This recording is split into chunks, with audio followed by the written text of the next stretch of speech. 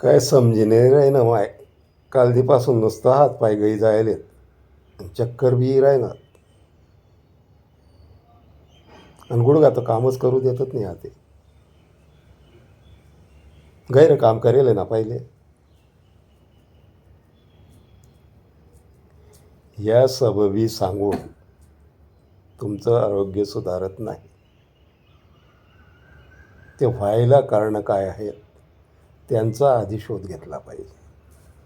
कशामुळे होत आहे, काय कारण आहेत,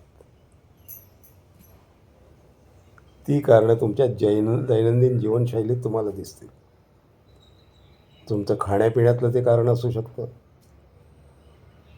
तुमचं वातावरणाच्या वेगवेगळ्या वातावरणामध्ये जर व्यवस्थित काळजी घेतली नाही तर ते एक कारण असू शकतं.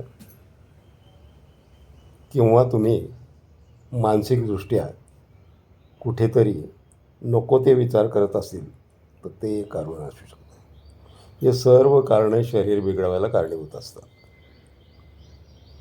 मग त्यातून ते होऊ नये यासाठी काय केलं पाहिजे? ते होऊ नये यासाठी अतिशय सोपं आणि साधा उपाय आहे. ते म्हणजे ह्या जे कारणं तुम्ही सांगितली त्या कारणांमुळे त्याचा परिणाम तुमच्या श्वासांवर होतो. तुमचे श्वसन अनियमित चालू लागल्यामुळे, श्वास मंदावल्यामुळे शरीरातील क्रिया मंदावतात. म्हणून यातून जर बाहेर पडायचं असेल तर सर्वप्रथम तुम्ही श्वासावर लक्ष द्या. तो कसा दीर्घ होईल त्यासाठी अनेक प्रकार आहेत. प्राणायामाचे प्रकार आहेत. कपालभाती आहे, अनुलोम विलोम आहे,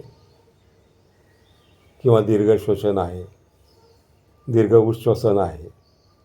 साधे साधे प्रकार आहेत. किंवा नुसतं श्वासाचा पाठलाग जरी केला, तो येतोय कसा आणि जातोय कसं एवढं जरी पाहिलं तरी तुम्हाला त्यातून आराम मिळू शकतो.